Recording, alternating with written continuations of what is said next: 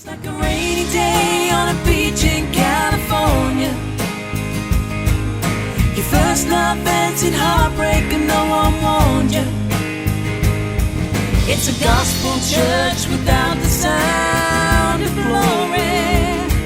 I'm telling you, there's two sides to every story. You actually got to #1 in iTunes UK country thing last year. How did that happen?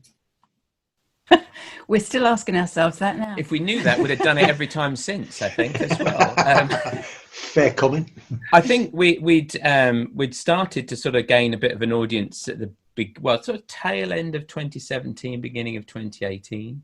Yeah. And we'd won the Nashville City and BA songwriting competition back in beginning of 2018. We did put out the winning song as a single. That was our first single as a duo. And then, so there'd been some anticipation of an EP.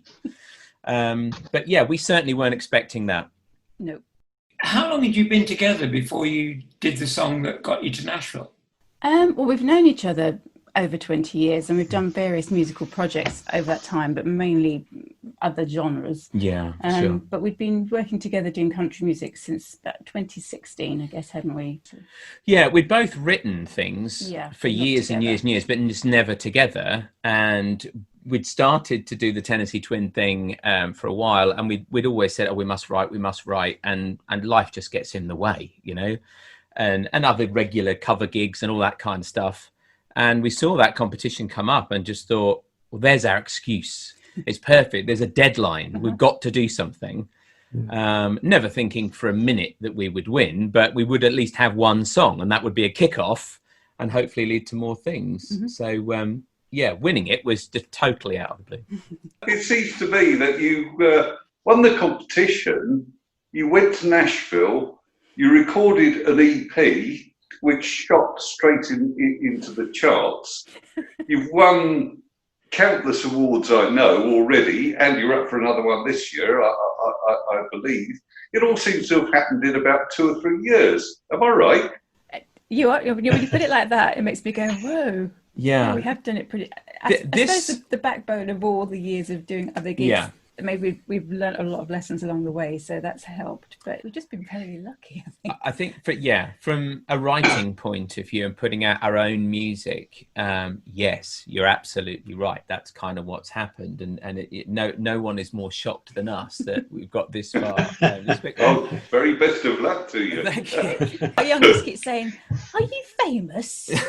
I think they call it internet famous, but yeah, maybe, I don't know. But behind that, you know, we've been playing music professionally or semi-professionally for well over 20 years, and you know, at least 1 or 2 gigs a week in you know, the good, the bad, and the ugly venues. You know, everything from, you know, we've all done those, Jeff. Yeah, exactly. You know the score.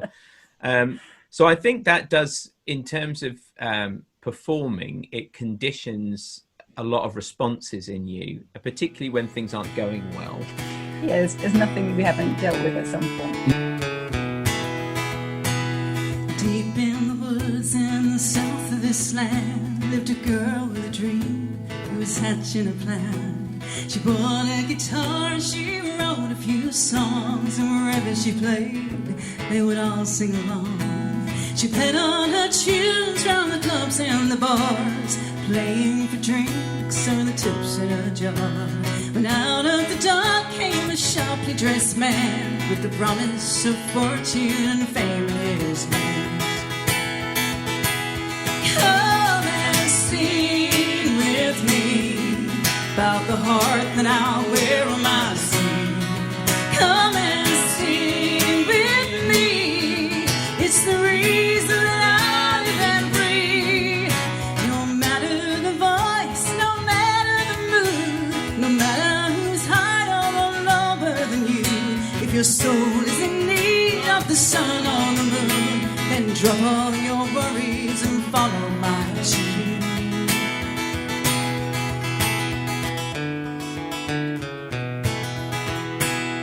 Interviews, radio, stadiums played, albums were sold by the thousand a day. Fan clubs and limos and photos to sign, but there in her hand was barely a dime, when lights had gone down and the crowds had all gone. Back in her room with the radio on, a song from the past and it filling the room, and she knew in her heart what she had to do. Come and sing with me about the heart that I wear on my sleeve. Come and sing with me, it's the reason I live and breathe. No matter the voice, no matter the mood, no matter who's higher or lower than you, if your soul is in need of the sun or the moon, then drop all your worries and follow my tune. So she took the bus home with just her guitar, back to the place where people left more than just tips in a jar. Come and sing with me about the heart that I wear on my sleeve.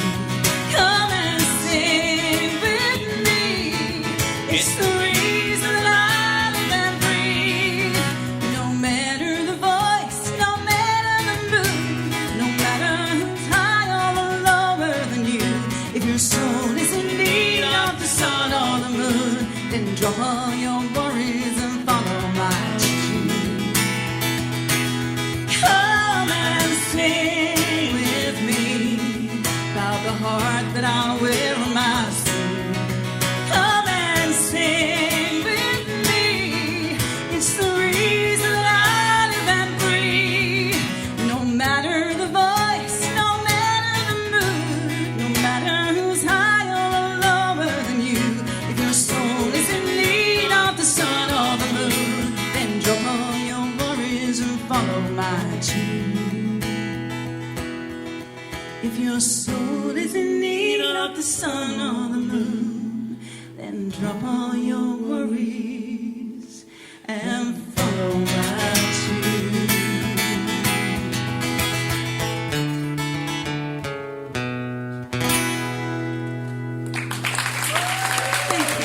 Thank you very much for having us. Thank you. It seems to me that everybody plays in bands and groups and duos, and then eventually they look at each other and go, hey, this is quite good. What was that moment for you? Oh, I think for me, it was round about the time we won the competition, actually. And we did a little gig in Julia's in Ely. Oh, that's right. Yeah. It's in a tiny little crypt underneath where the cathedral is in Ely. And it was the most, it was like stepping back into like Robin Hood times, wasn't it? It was wonderful, wonderful atmosphere. And there was supposed to be a maximum of 20 people at the gig. And I think about 40 turned up. Yeah. So we crammed everybody in. And they were really close and right round us, and we were really put on the spot, and we just had to go for it and just be ourselves. There was no hiding behind anything there because it was so exposed. And that was the moment I thought, there's something special going on here. It is. And a very good friend of mine, and someone I've written with for years and years, came up to me afterwards. He's an MD. He has a master's in music composition and all sorts of things like that, and just said, "This is the best music you've ever done." And I think that was, for me, that was that. If he said that, then we really, the feeling I've got is not just kind of, it's just not riding on a wave, so maybe we've got something. Can I just take you back a bit before we get on to probably the more important stuff? Let's face it, you wrote a song for the Eurovision Song Contest, or at least, we need to know about stuff like that. Oh, I'm a complete Eurovision geek, have been since I was a young child. Well, I think I blame Bucks Fizz, of course. I was quite young at the time, and I just thought they were amazing. And so it had always been my ambition to enter a song for Eurovision. Unfortunately, it didn't make the final cut as our entry for that year, but it did get entered. But yes, I'd written this song, and then I needed a band to help me record it, and that's actually how we met. So the drummer I was working with at the time foolishly agreed to play on the track for me, and I said, okay, and while you're at it, I need some other band members. I need a guitarist and a bass player, and Jeff was the guitarist who brought along for me, and I also roped him in to sing some backing vocals, which he hadn't planned on doing. And no, that was the day we met. It was. It was, so we literally met in a recording studio, and I think I'd had about 3.5 minutes to learn the song or something like that. It wasn't a difficult song. But yeah, that's how we met, and weirdly, just in the run up to last Christmas, we found out by complete accident that the studio we originally recorded at is still there, still operational, and still run and engineered by the same guy. So as a bit of a Christmas surprise, I got in contact with him and said, I don't know if you remember this project, but this was 20 years ago. Any chance I could book a couple of hours of studio time to just come and do some recording for Victoria? And I was a bit of a surprise. So we ended up recording there in the sort of Christmas New Year break. So what's the difference between a Eurovision song and a country song? Oh, I think in Eurovision you need to keep the melody very strong and the lyrics very simple, and in country it's usually the opposite way around. Yeah, I think the Eurovision formula is very much straight to the hook. It's got to be impact immediately. Yeah, but I think it's as much about the spectacle these days as it is the song. Yeah. And maybe back in the days when we were growing up, that wasn't quite the case. No. There is pressure on country artists even there's quite some interesting discussions on Facebook just recently about should country music start to sort of apply the formulas of you have to be to the hook in the first 7 seconds and all this kind of thing, which we're very much against. But things like Spotify and streaming audiences, that seems to be the driver, and we just kind of like we just rather write decent stories, which I think has been always been the backbone of country music. You say we, I thought you did the words, Jeff, and Victoria did the music. Mostly. We mix and match a little bit. Yeah. We tweak each other's work, but I'd say 80% of the time your lyrics and our music. That's right. And I should underline that by saying I write the lyrics and then Victoria edits the lyrics. That's probably... That's the woman's prerogative, Jeff. Absolutely, and I'm totally at home with that, as long as she doesn't mind me editing the melody as well. Yeah, but and then I write the music, and he says you can't do that. Those are piano chords. I can't play them on guitar. So we know. Yeah. It's yin and yang. Can I take up the question of the song? Because here in the States, there's a big argument about the fact that country music now is run as a formula. It's bam, bam, bam, bam, bam, and actually, country music seems to have split away from Americana. You kind of are, when I was watching your stuff, it's country-ish, but there's a lot of singer-songwriter going on in there where you do have to listen to the lyrics a lot, which is frowned on in the popular country music play. I mean, Dolly Parton even says she wouldn't get played on American country radio stations now. Any ideas? Yeah, well, we've noticed that ourselves just listening to country radio, and the storytelling and the truth has always been the backbone of country music, and if that starts to disappear, then it's just pop, really. Yeah, for sure. I think we would much rather stick with that direction, and we were asked the other day about influences of that, and I recounted a story. I was fortunate to play the Cambridge Folk Festival back in about 91 or 92 and saw Nancy Griffith play just by herself on main stage with just her and a guitar, and songs like Love at the Five and Dime and Trouble in These Fields and things like that. They're the kind of things that turned me on to songwriting, that great storytelling. And I'm always reminded of a Sheryl Crow quote. She said, the reason I love Bob Dylan is the fact that every single word means something. It makes a difference. If you take any word out, all of a sudden the meaning of that line changes, and it's that kind of lyric writing that's really sort of turned us on. Really. Of current country singers, who would you say are the great lyric writers now? Who are your favourite? First on that. Oh, we're massive fans of Ashley McBryde for everything, and not just her lyric writing. But slightly obsessed. God's happy. I saw first time I saw Ashley McBryde was at C2C 3 years ago in that little upstairs room, and she blew me away. Yep. Just so personal, absolutely. The moment she opens her mouth, you're just under her spell. She's incredible. That was a funny day because I wasn't there, but Victoria was in that watching that same gig, and I just got a text saying, "Go to YouTube, look up Ashley McBryde." So I did. Now. And of course, at that point, the first and one of the only videos that came up was her debut performance at the Opry, singing "Girl Going Nowhere." And it was instant obsession. You know, the very few artists do that. There was just something magnetizing about that performance. You win your competition and you go over to, I should say, come over to the States. Tell us about what your impression was. I mean, first of all, the scale of the country and the music scene. Did it surprise you? Well, Jeff's very familiar with the States. He's visited many, many times, and I've been a few times. But there's something very different about Nashville. I think the moment you arrive, you can just feel it. I mean, unfortunately, it was CMA Fest the first time. We've been to Nashville more than once now, but the first time was CMA Fest, and it was people everywhere. It's a very different experience. That was a bit overwhelming. So it was nice to go back and do it properly last year when it was just a normal week. But yeah, it's lovely to know that you are completely surrounded by musicians. Everybody you speak to plays or sings or knows somebody. Yeah, and they're very welcoming of people coming in, particularly from overseas. We played a string of dates out there in November last year, and mostly alongside American artists. And you know, it does feel a bit like that Coles to Newcastle kind of situation.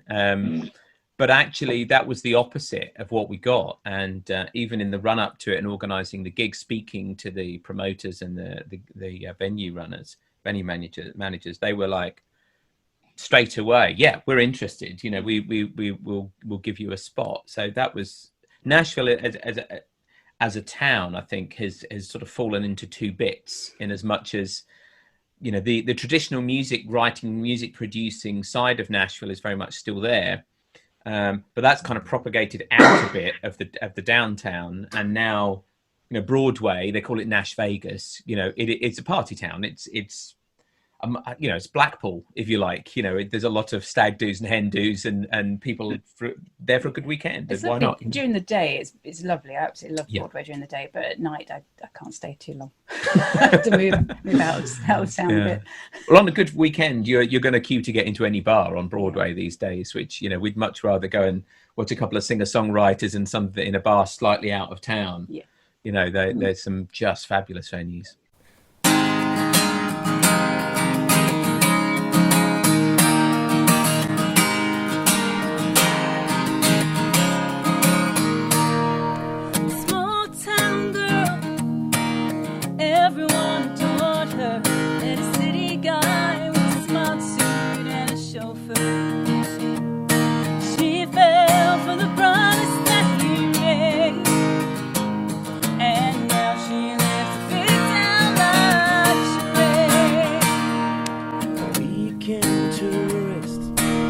Broke the house in Vegas.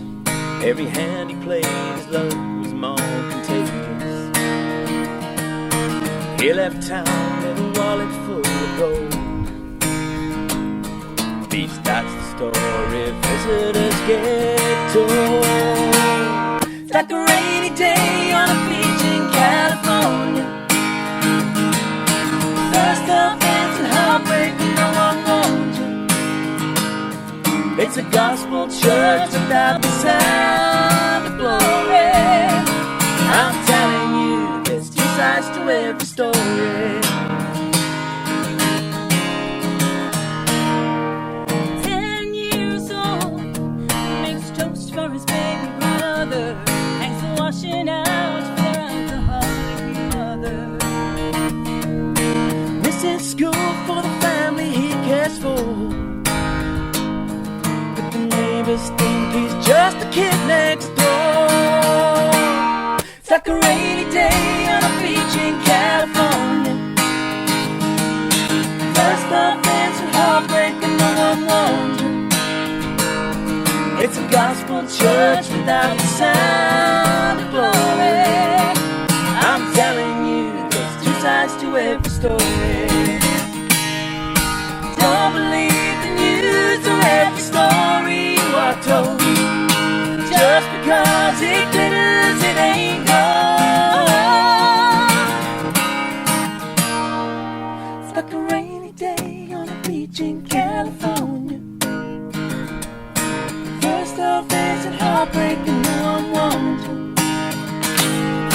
It's a gospel church without the sound of glory.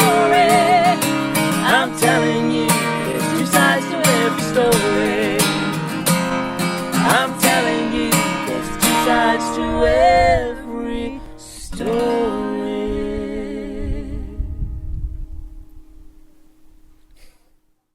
There are some damn good UK country artists, but no one from the UK seems to have made it in the US. Why? No, I think there is. I think one of the things we have to remember is that there is, for every one person that even breaks the top 20 single over there in country, there's a queue of several hundred people behind them, all native, waiting in the wings, and some of them are just incredible people. So probably the need to look outside of the local community is not strong. But I think actually, I've been asked this before, what's the difference between UK country and an American country? And my point is, well, I don't really think there is one. And my example is always this: we don't refer to Keith Urban as being Australian country. He's just a country musician. I think it's the music that ties, regardless of where you come from. Where you find your fan base, of course, is slightly different. But with what's happened with COVID recently, we've fallen fairly naturally into the kind of streaming performances.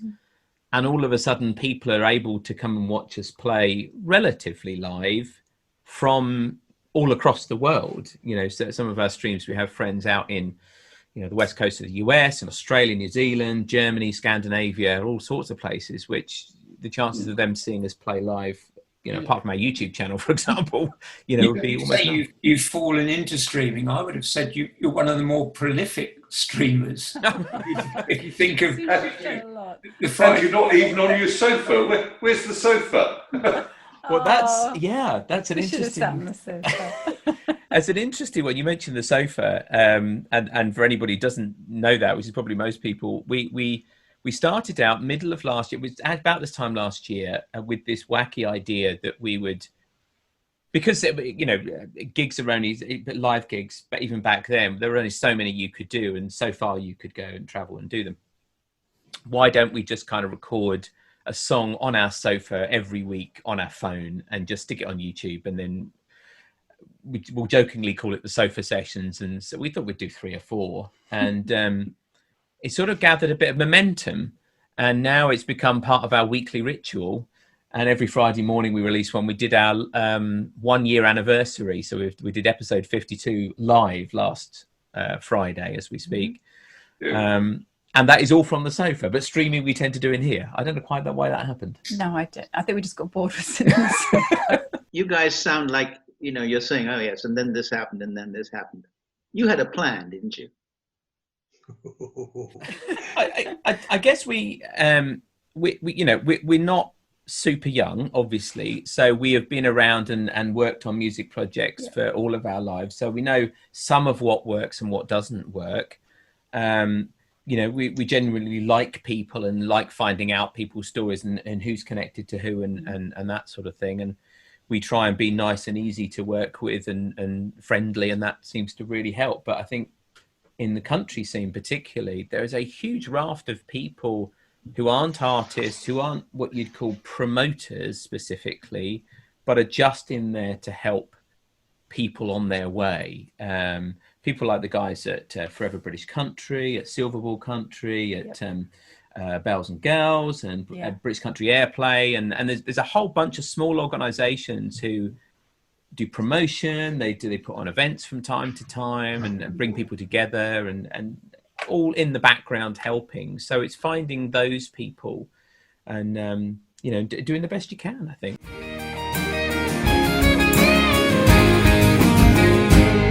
It's like a rainy day on a beach in California. Your first offense and heartbreak and no one warned you. It's a gospel church without the sound of glory. I'm telling you, there's two sides to every story.